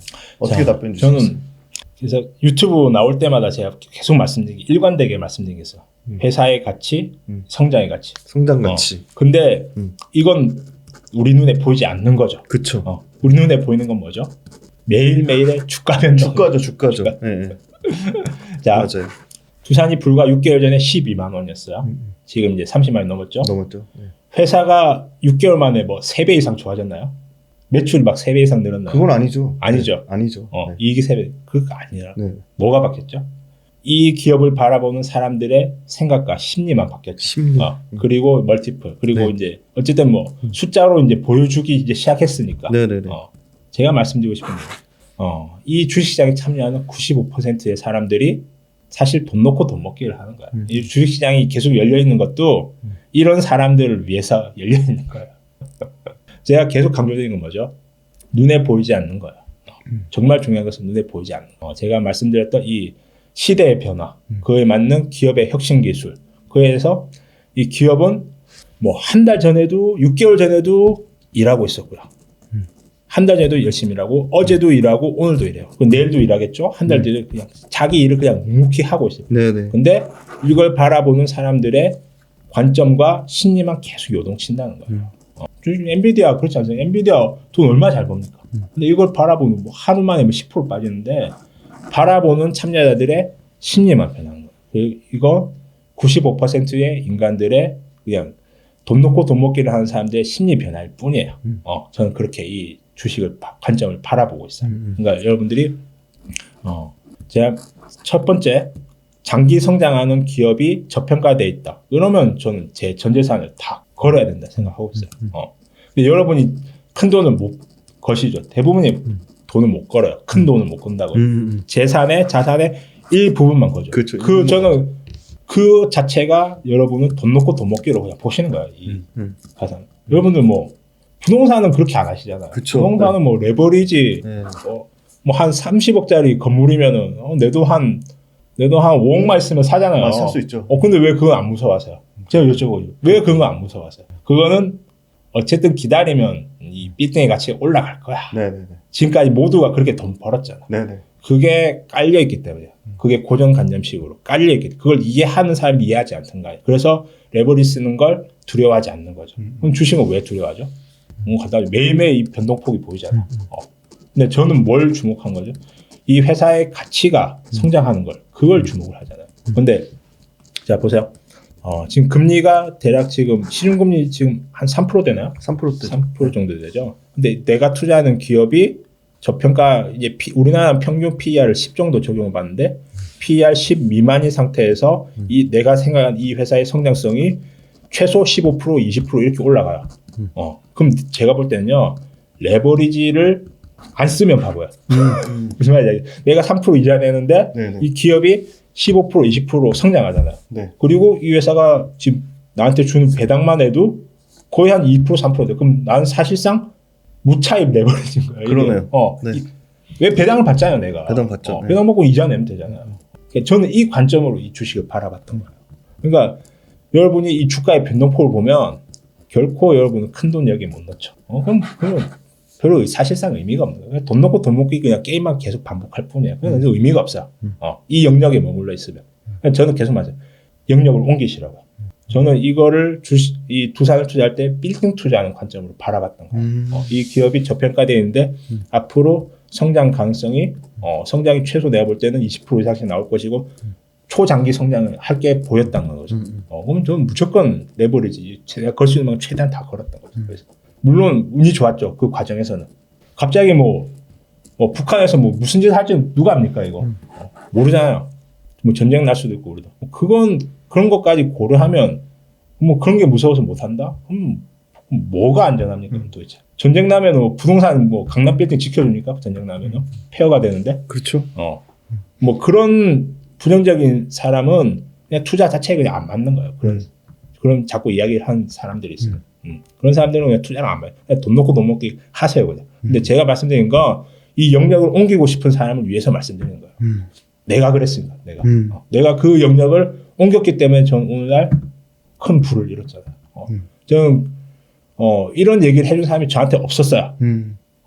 저는 누군가 투자 때문에 고통받고 고뇌하고 힘들어하는 그 누군가 내가 옮기고 싶다.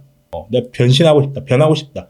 그 분들을 위해서 이제 말씀드리는 거예요. 그 공부를 계속 끊임없이 하시잖아요. 이제 시장을 보고 계시니까 뭐 두산에 집중해서 공부하시겠지만 어찌됐든 주식 투자 관련돼서 중요한 건 어떤 소위 말하는 여러 가지 정보와 지식들, 뭐 재료나 모멘텀이라고 하는 이런 것들 어떤 식으로 이렇게 뭐 소위 말하는 정보를 획득하시고 그거를 어떤 식으로 이렇게 투자에 활용하시는지 그것도 궁금합니다. 전 이제 대학교 1학년 때부터 네네. 계속 매일 경제신문을 사서 읽었어요. 경제신문. 네. 김윤 대표님도 저랑 비슷한 과정을 겪으셨을 것 같아요. 맞아요. 저도 겪었죠. 그때는 이제 정보가 한정적이잖아요. 그 한정된 정보를 내가 읽고 해석하고 이게 실제로 기업 주가에 어떻게 영향을 끼친가 그걸 계속 제가 관찰해 왔던 거예요. 이게 하루아침에 이런 인사이트가 생기는 게 아니에요. 절대. 그런 과정들이 누적이 됐고 또 이제 또 똥이든 된장이든 먹어봐야지 내가 판별할 수 있잖아요. 네네네. 그 수많은 정보 중에서 어떤 게 진짜 좋은 정보이고 어떤 게 진짜 독버섯 같은 존재인 그런 정보인지 먹어봐야지 안다고요. 근데 대부분의 우리 투자자들이 그 과정을 생략하고 싶어 하죠. 그래서 의존하고 싶어 하잖아. 권위자한테 찾아가고 주식 전문가라는 사람들 찾아가잖아요. 리딩방에 가입하잖아. 리딩방. 그죠. 그래서 돈을 다 잃는 거예요. 이게 쉽게 돈을 벌려고 하니까. 절대 세상에 쉽게 벌어진 돈은 없습니다. 그렇죠. 뭐 그런 과정들을 내가 하기 싫다? 뭐 그러면 그냥 뭐 S&P 500 적립식 투자가 가장 좋은 방법인 것 같고요. 저는 그렇게 생각합니다. 그러니까 계속 이런 과정들이 눈에 보이지 않는 이런 과정들이 계속 쌓여왔기 때문에 그게 어느 순간 시대의 흐름과 저도 절대 제가 뭐 잘나가 똑똑해서 이런 큰 성과를 이뤘다고 생각하지 않습니다. 저는 절대 사회적으로 뭐 잘났거나 똑똑한 사람도 아니고요. 저희 아버지는 뭐 버스 운전하셨고요. 네, 마을버스 운전하셨고 저희 어머니는 작년까지도 식당에서 일을 하셨거든요. 네. 저도 뭐 집이 그렇게 유복하지 않았고 저는 뭐 공부도 뭐 그렇게 썩 잘하는 사람도 아니었어요. 근데 지방에서 4년제 대학을 나왔고요. 근데 저는 그냥 묵묵히 이 과정을 계속 매일 반복해왔던 거예요. 그게 어느 순간 시대의 때와 내가 가지고 있던 이 역량이 딱 맞아 떨어졌다. 네. 그러니까 이게 천운이죠. 이게 천운인 거예요. 이게 하늘이 도와준 거예요. 그래서 저는 절대 내가 잘났고 똑똑해서 이루어진 게 아니다. 그래서 첫 번째 내가 대한민국 국민으로 태어날 수 있었기 때문에 그게 첫 번째 이유. 두 번째 매일매일 그 과정에 돌아보면 수많은 손가락질과 비난이 있었어요. 주식 투자에다 망했다 하면은 그렇죠. 네, 그렇죠. 그런 게 있죠. 네.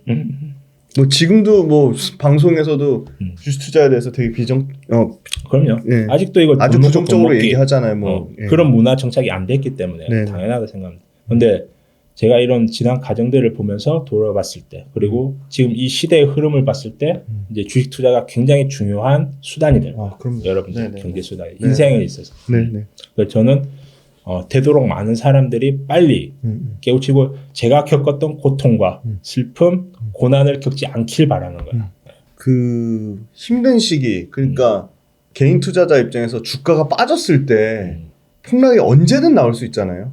그때 개인 투자자분들이 멘탈 관리를 좀 어떻게 하면 좋을지 그것도 좀 짧게 얘기해 주시면 좋을 것 같아요. 자, 우리가 작년 8월 돌아가 볼게요. 그때 12만 원까지 빠졌어요. 제가 그때 뭐라고 그때 얘기했어요. 근데 이 기업에 벌어진 돈에는 문제가 없다. 주가만 작살냈다. 그러면은 주가 작살나면 좋은 게 있어요. 뭐가 좋을까요?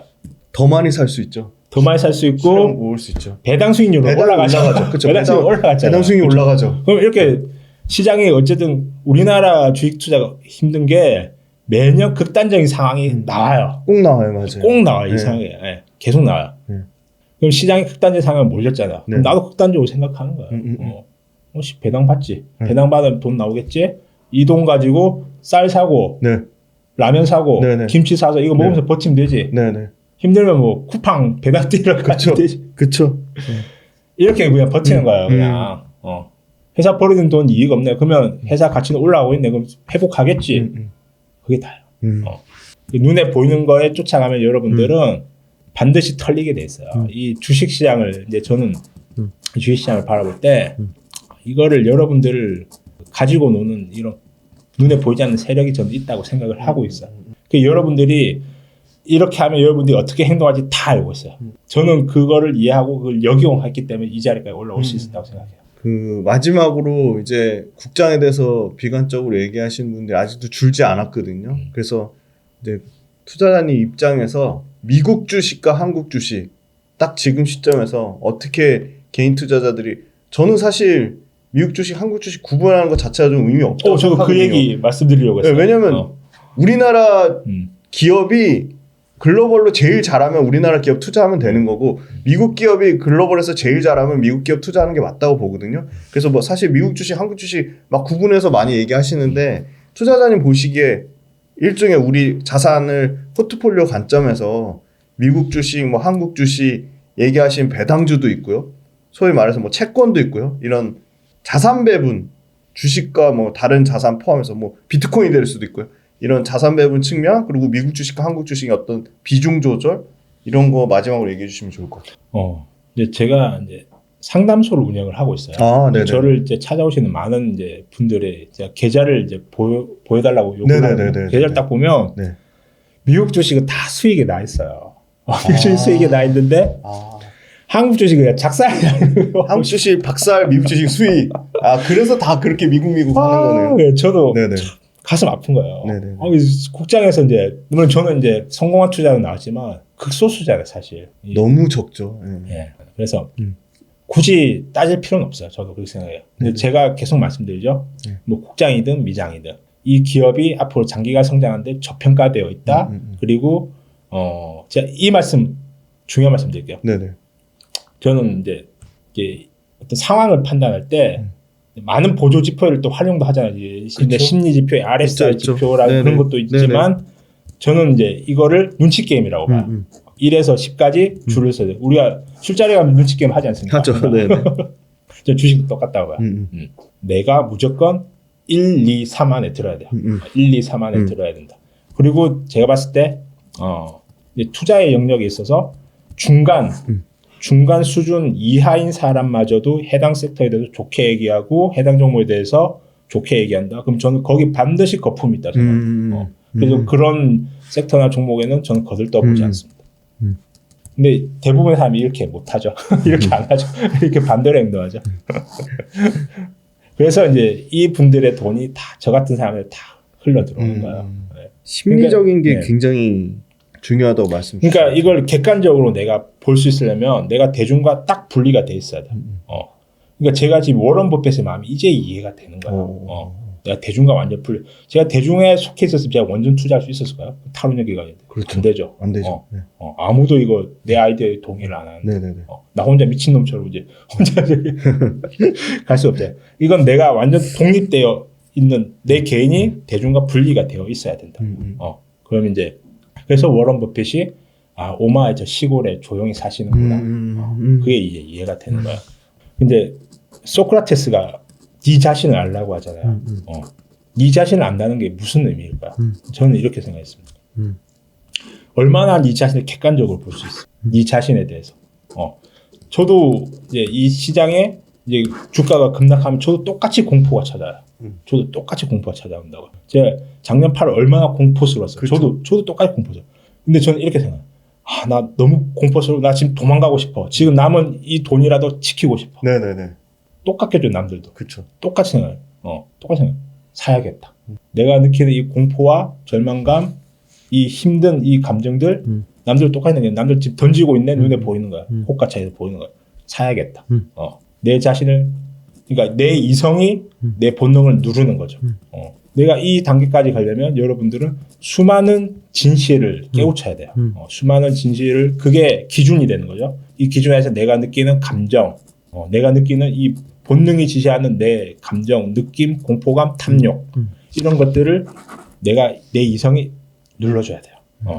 그러려면 여러분들 수양을 하셔야 되는 거예요. 사실 수양자의 이 결국 장기 투자는 수양자의 길을 가. 그래서 저는 매일 자연을 가까이 하려고 노력을 해요. 뭐 어제도 저 등산을 했고 또 3일 전에도 등산을 했고 또 저는 시와 방조제 혹시 가보셨나요? 대부도 가는 길에. 네네. 그건 너무 그죠. 저는 엄청 거의 매일 가고 그 길을 보면서 조수 간만의 차이. 그리고 이제 밀물과 썰물. 서해바다 갯벌이 확 늘었다 또 갑자기 또 순식간에 또 물이 막 맞아요. 밀어닥치잖아요. 그런 걸 보면서 저도 제 안에 쌓여있던 이 주식을 보면서 내 안에 들어있는 더러운 감정들, 탐욕과 공포를 씻어내는 그 자연을 보면서 그래서 내 마음을 정화시키는 거죠. 그 안에서 그래서 이제 이런 과정들을 계속 반복해서 겪다 보니까 인사이트와 인내력 그런 것들이 이제 길러지더라고요. 네, 이렇게 해서 그 전문 투자자 박도환님과 다양한 투자와 관련된 어떻게 보면 좀 뭐 업종 기업보다도 굉장히 이 건강하고 좀 오래가는 투자 라이프를 이어가기 위해서 굉장히 중요한 부분들을 많이 저도 배우게 된 것 같고요. 사실 얘기 들으면서 이 중국과의 이런 부분, 뭐 에너지 정책뿐만이 아니라 중국하고 경쟁하는 이런 산업이나 기업에 대해서 굉장히 좀 그 위기감이 엄청 많이 듭니다. 그래서 그런 측면에 대해서는 같이 투자자분들이 같이 좀 같이 고민하고 좀 그런 시간을 좀 많이 가졌으면 좋겠다는 생각을 했습니다. 네, 이렇게 해서 좀 장시간 동안 박도환 투자자님을 모시고 다양한 투자 관련된 다양한 인사이트 나눠봤습니다. 감사합니다. 감사합니다.